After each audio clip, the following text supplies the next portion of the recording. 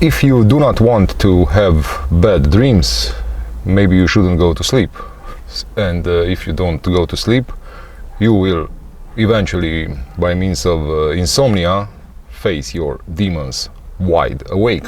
Because facing your demons only in your sleep is like having a permanent distance from those demonic entities, and it's pretty much like the situation on the street with two houses. You have one house on one side of the street and the other house on the other side of the street, but basically because of the street, those houses will never touch each other, although they will stare at each other for years and years on end. So if you only face your demons in your sleep, you will basically face them from the distance. This being said in the introduction, today's subject of analysis will be a split released in 2015 by Loud Rage Music.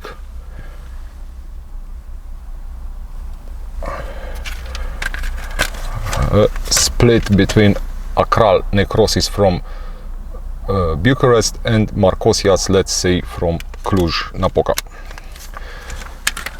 And we go like this. It has lyrics,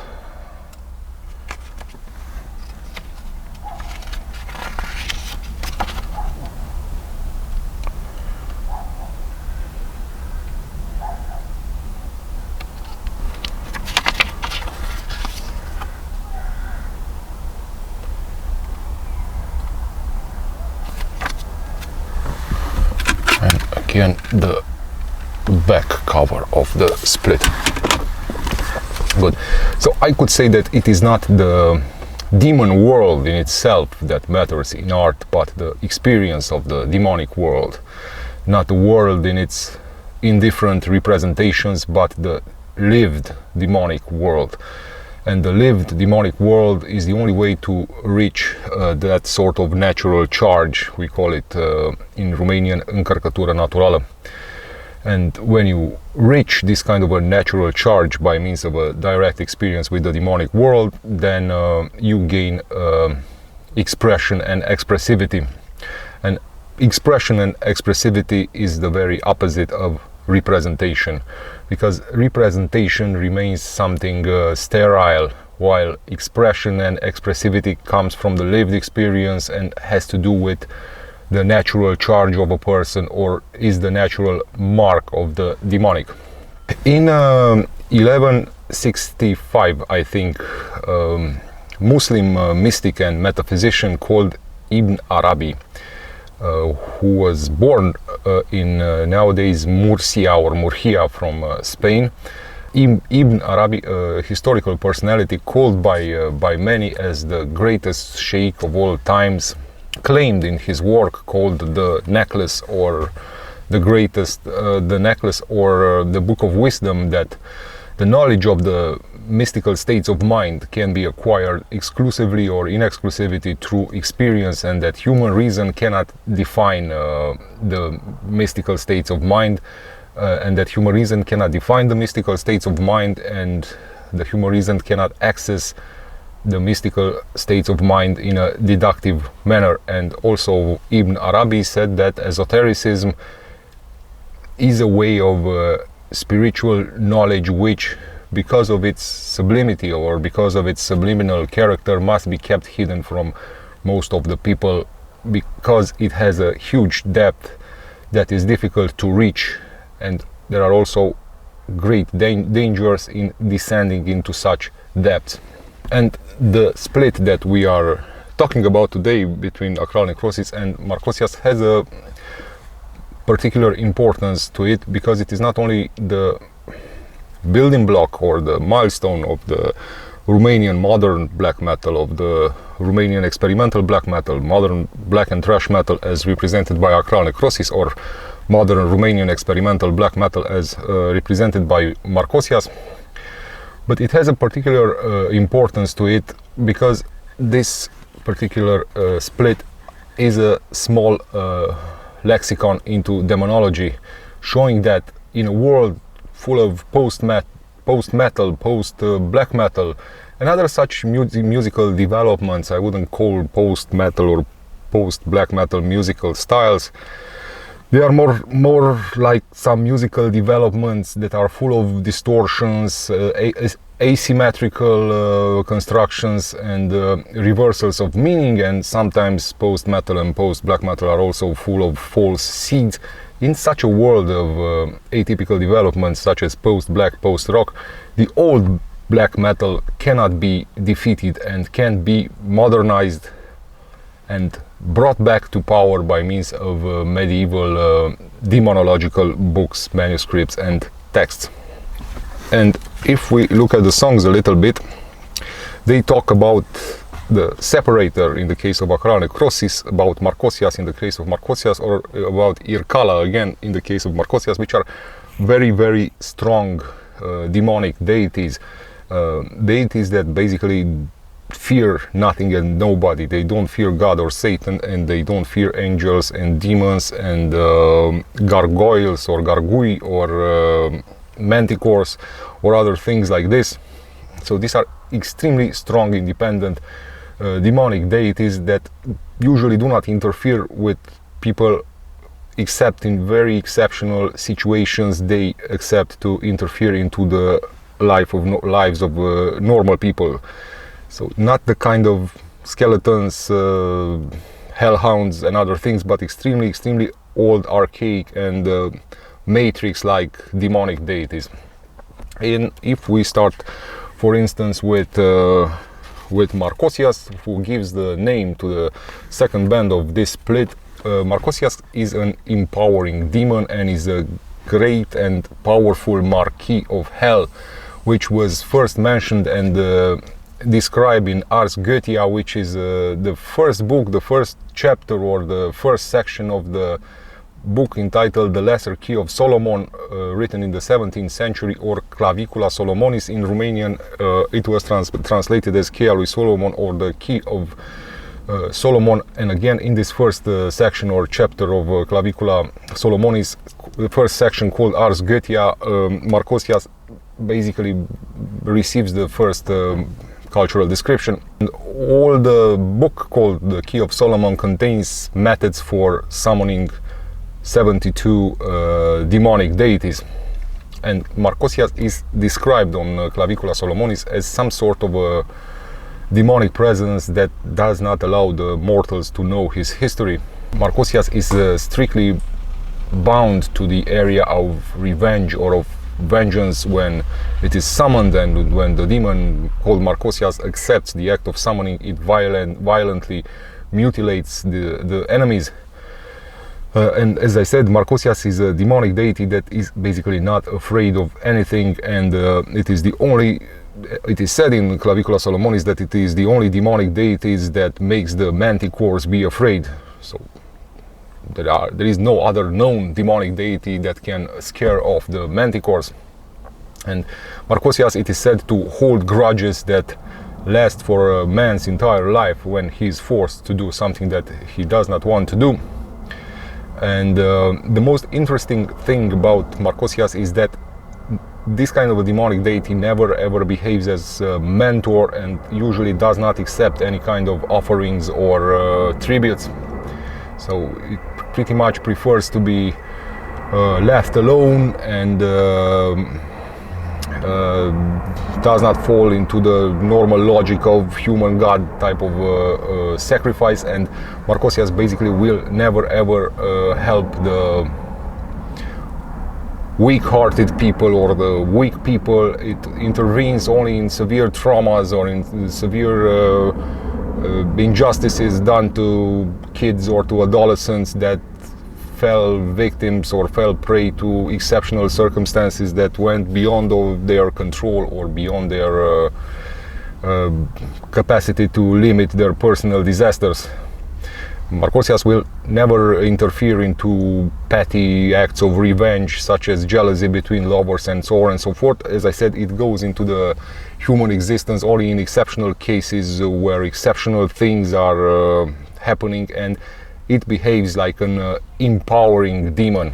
If we go to the other demonic deity presented here in this split called Intersections, by the way, with Akral Necrosis. Akral Necrosis is the band that brought into the Romanian modern black and modern thrash metal the notion of the separator or il separatio. Again, a demonic presence from a medieval book called Codex Lugubrum, which is actually a manuscript from 1535 that was issued in an anonymous manner and remained anonymous in order to escape the long hand of the Inquisition and to escape the censorship of the Vatican. And what this Codex Lugubrum does regarding to the divinity called Il Separatio is that it presents the whole story in a medieval tradition, talking about a knight called Amantes, who is a professional killer and is hired on huge sums of money to kill the enemies of the persons that hire him. And at a certain point around the age of 50, he realizes that perhaps his acts were wrong, and he starts to reverse hunt, to hunt down those who hired and who paid for him. And at a certain moment he manages to save a monk, but he's almost fatally injured and eventually dies into the forest. And a demon comes and tries to take him to hell, but this Amantes, this medieval knight, says something of the kind that I will build myself a fortress or a citadel with the bones of all the demonic entities in hell. Then an angel comes and claims the body of Amantes, saying that although he did a lot of bad deeds, he kind of atoned or redeemed for all of them, and that he deserves to be in heaven. But all of a sudden a third demonic entity appears called the separator or il separatio, and the angel and the demon, both the angel and the demon, begin to tremble, and they disappear in utter terror in front of this archaic and unknown divinity called the separator or il separatio. And what this kind of divinity does is what Nietzsche theorized in Beyond Good and Evil. This is a demonic entity that does not fear God, does not fear Satan, and is beyond the power of God and beyond the power of Satan, because it represents that very force of the boundary when light separated itself from darkness. That intermediary space between darkness and light had a force of its own, and that force of the intermediary space between light and darkness, which was basically stronger than light and stronger than darkness, because it actually had the power to separate light from darkness, is embodied in this separator or il separatio. And of course, the manuscript Codex Lugubrum had a scientific value in itself beyond the mere storytelling of medieval times, because it was assumed by quantum physics and by normal physics, saying that the principle as such, the divine force of this kind of principle, represents the power of division within the atom. So when the atom can split itself or can enter the process of division, this force of splitting of the atom is basically the force of separator or of its separatio. And it also, the separator embodies the force of expansion of the light. So when light propagates itself, it propagates through this force of separation, or the force behind every phenomena of contraction. And also another demonic deity presented in here is Irkala. Irkala being Sumerian goddess, or a goddess from the Sumerian mythology, a queen of the underworld, who has the power to raise the dead. Again, just like Marchosias, just like Il Separatio or the separator, Irkala is also this time a feminine demonic entity that fears nobody and nothing, and she has the power to raise the dead. And we also had at a certain point in Romania a Romanian black metal band called Irkala from Turnul Măgurele, and also Irkala is summoned or invoked by the German-Polish black metal band Darkened Nocturne Slaughter Cult on the song The Dead Hate the Living. So extremely strong demonic deities, extremely strong and atypical demonic incantations are played out in here, which again is a step forward, leaving that second-hand demonology behind and approaching a more primordial or a more archaic type of demonic discourse by these two bands, Akral Necrosis and Marchosias, who once again laid the foundation for the Romanian modern black and thrash metal and Romanian experimental black metal in the case of Marchosias. It is of little wonder that all these kind of medieval books about strong demonological entities were written in the Middle Ages, because if we remember the atrocities that the Western Church did during that period, burning people alive, tormenting them in ways that were unheard of before that period, then pretty much people needed to summon or to invoke some stronger deities for reasons of personal protection and for reasons of fighting some sort of an Christian evil that whose cruelty was basically unheard of up to those days. This is not an EP, this is not a single, this is a split, and I realized that I have never analyzed the split before. I prefer, just like everybody else, musical albums or full lengths, the way we call them, because, you know, they are, or the musical albums present kind of a more compact set of ideas on a band. As far as splits are concerned, for the most part they are considered thing of the past nowadays, something that has fallen out of fashion, had they ever been a very fashionable thing. But perhaps it is time to reconsider our attitude towards splits and to ask ourselves if there is not perhaps a greater value to this kind of products, because splits are something very specific to the underground. You will not find splits in the mainstream. And in Romania, things have been very shy or very timid as far as splits go. The greatest Romanian labels, such as it was the case in the past with Bestial Records from Timișoara, or with Loud Rage Music nowadays, the greatest Romanian labels only released one split. Bestial Records released the split between Anguish and Icon of Sin, and the one that I'm holding in my hand is the only split released so far by Loud Rage Music from Cluj-Napoca. So a very shy and timid tradition for splits in Romania. Most of the Romanian splits had to do with homemade initiatives, DIY, do-it-yourself type of initiatives, but at the level of big labels, only one split per big label has been released so far. So the one between Anguish and Icon of Sin by Bestial Records, and this one between Akral Necrosis and Marchosias at the level of Loud Rage Music. And pretty much splits are something that are a very deep layer of the underground. It is, if you want, the underground of all the underground. It has something that had to do with physical formats. It started with the audio cassette. You put one band on side A and the other band on side B, to avoid situations of the kind where the band didn't have enough songs to cover both sides of an audio cassette, or to leave one part of that audio cassette empty, so two bands grouped themselves for economic reasons, for mutual promotion reasons, but also for thematic reasons. Many people avoid collecting splits and compilations, and many people prefer individual albums or individual releases from bands. And I myself did not review a split up to this point. I preferred albums or demos or things like this.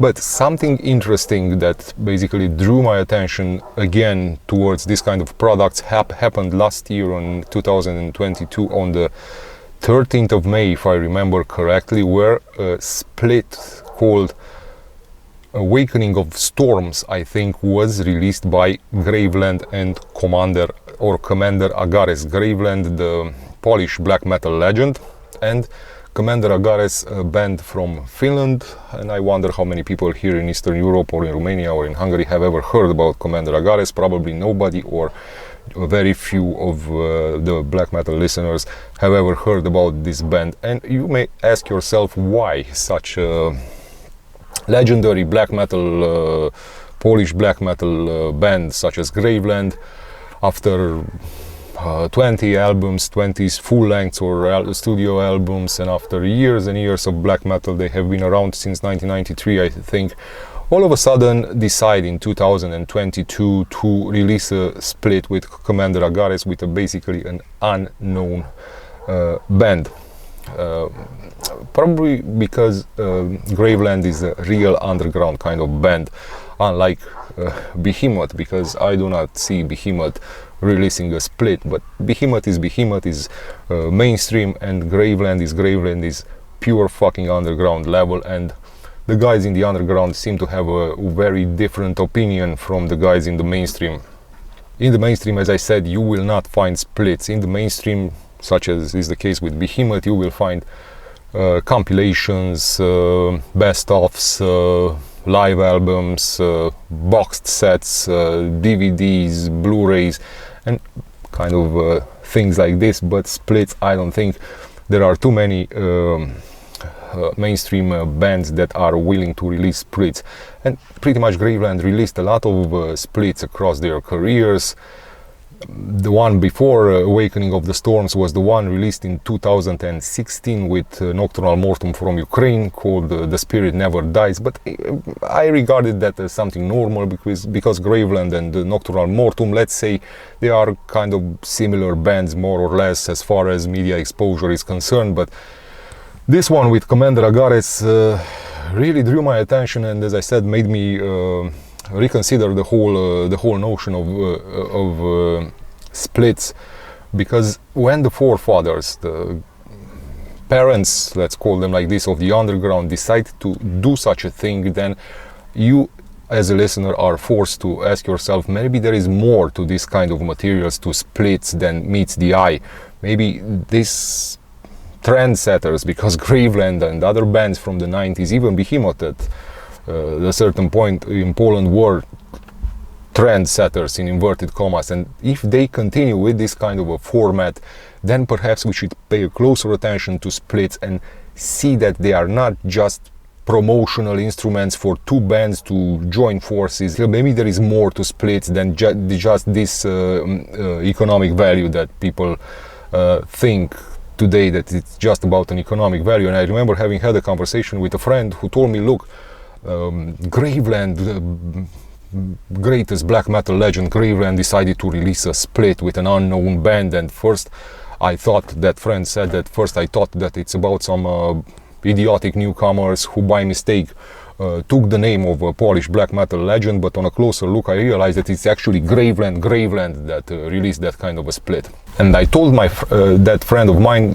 look friend, maybe you misunderstood a little bit the concept of splits. And why you misunderstood the concept of splits? Because nowadays you pretty much live in the era of singles. Everybody releases singles because some owners of music labels, some producers and so on and so forth have advised the bands that it's more profitable to release singles instead of albums, and just release a single and another single, and then maybe 2 or 3 singles per year, and maybe in 5 years you will compile all those singles into an album and call that album full length or compilation, or how the fuck you want to call it.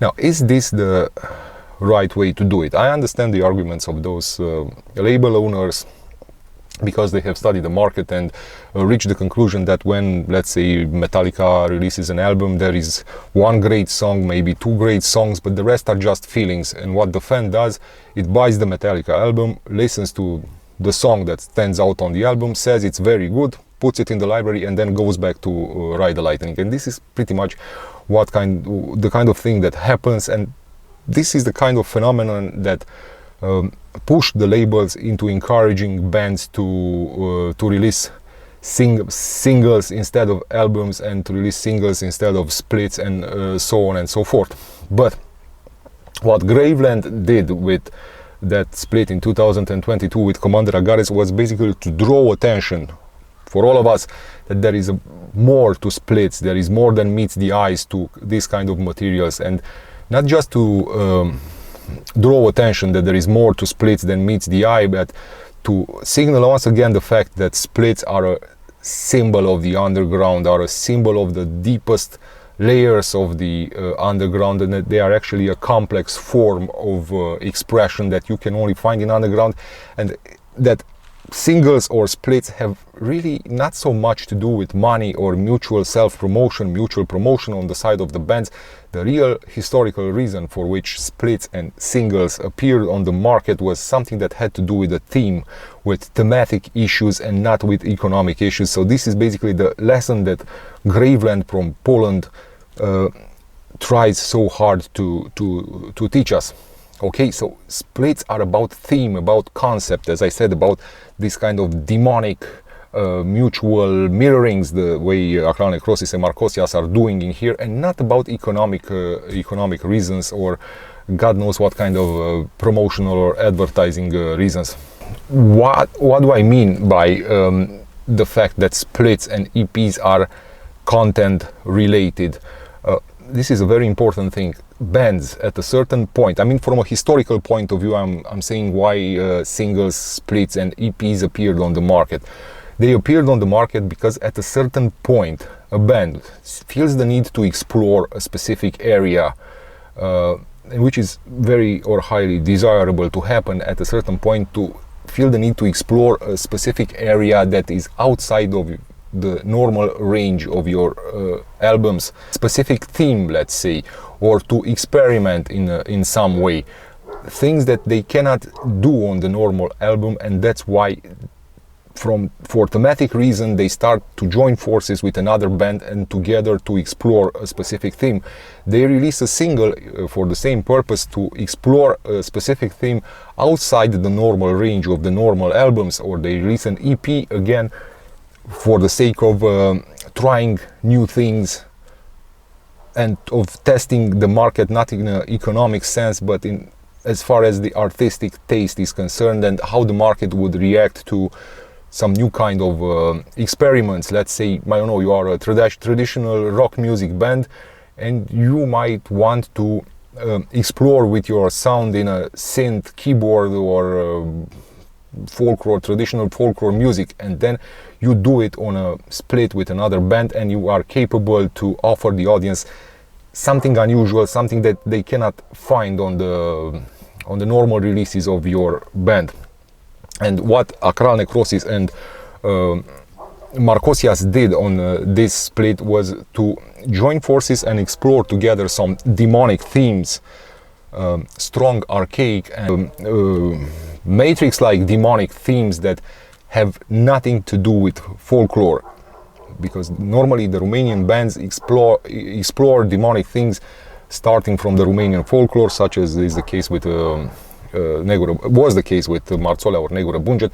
But these guys know, these guys go back to the medieval texts, to Clavicula Salomonis and to Codex Lugubrum, and they do it in a very archaic manner. Demonic stuff that has nothing to do, as I said, with folklore, but with some deep psychological, archetypal tendencies and tentacles of the human psyche. And if you listen to the songs, they are very interesting from many perspectives, because Separator from Akral Necrosis or False Prophet from Marchosias are very famous songs into the discography of these bands. But what we can hear in here are I'm not sure, but I think they are the pre-production variants of the songs. And pre-production in this case means a lot of guitar work, a lot of composition on the guitar. They are not yet given a modern sound. They are not produced so as to sound more and more aggressive the way they sound on the normal releases, but they are kind of left in that pre-production stage where you can hear a lot of guitar work, creativity, freed from the boundaries of mixing and of production, and you can actually feel a lot of composition. They take the concept of split even further except from this thing of parallel mirrors. They play a band, every band plays a song from the other band. So Akral Necrosis plays the song The Sacred Book, and Marchosias plays the song Slay the Whore, in their own ways and with lyrics adapted. So it's more, they take the concept of splits even further and develop it in a more personal senses of collaboration. As far as the instrumental parts are concerned, we will treat everything as a package in here, because had the bands wanted to be treated separately, then they would have released this material separately. So as far as the vocal parts are concerned, I can say that the vocals bring some decent raspiness to the game in here, and even some very good death metal growls on the side of George Furdui or Mørke from Marchosias, and in my opinion he does way better with the death metal vocals than with the black metal vocals. Not that there would be anything wrong with his black metal voices, but the death metal voices of Mørke or of George Furdui are much more special and personal on his side. Now the black metal voices on this split may be a little bit timid, I would say, at least when compared to the insanely pressed together and fierce massacre that these two black metal vocalists do on their normal albums, especially Octav Medis, who pretty much represents nowadays the fiercest voice into the Romanian black metal. But anyway, as far as the vocal parts are concerned, we can say that dark and evil energy flows all over the place, and the vocalists or the voices manage not only to complement the instrumentation, but to actually give full reign to those fascinating guitar constructions that basically dominate the whole material. And you know, the voices are just hammered into the tracks, contributing to the good harmonies and offering some brilliant escalation moments throughout the melodies. The main point of attraction as far as instrumentation is concerned are the guitars, and the elaborate guitar constructions are those that add a cool taste to the sound and cause, in a technical way, the demonic fruition of the material. And as far as the method is concerned, they always push the envelope further, but only until the rhythm itself calls for something else. Actually, the guitars are those who bring to the table those acute and emotionally and intellectually disruptive harmonies and make the songs remain memorable and special, even for this pre-production stage. And the guitars behave as the torch bearers of the modernity into this kind of modern and experimental Romanian black metal. And in no way there is a raw or classical black metal spin-off, and in no way are there any Dark Throne or Immortal leftovers to be found in here. On the contrary, the guitars even border, I would say, on mellow black or progressive black metal. Now, I do not know jack shit about mellow black metal or progressive black metal. I know a lot of things about mellow death metal and progressive death metal, but pretty much you get my point in here, because there is a little bit of that prog element and of that mellow element on the side of both bands as far as the instrumental executions are concerned. And though very modern in approach, the songs still retain that old school feeling to themselves, that old school macabre feeling inaugurated by Bathory. And you know, good luck in trying to explain to a person who has never listened to Bathory before how the expressions are being articulated in Bathory, or what makes Bathory such a unique and special band. And it's quite hard to explain the macabre element in Bathory, because here with battery the mystery is a little bit too strong, and it has some way too strong defense mechanisms. And as I said, there is no classical Romanian folklore in here, and since no weird folky instruments are used in here, just a lot of guitar progressions and guitar intricacy and guitar intimacy.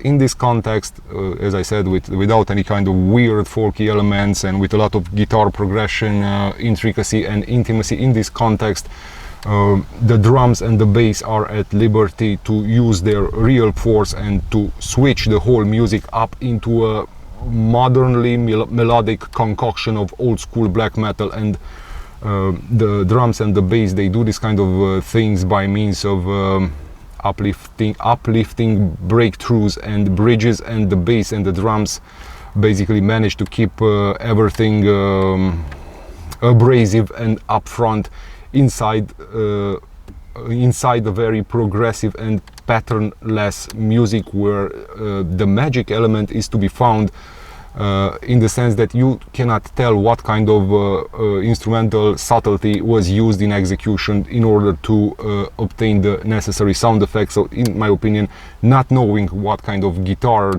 technical skill was used or what kind of guitar subtlety was used, this is where the real magic of music in general and of black metal in particular is to be found.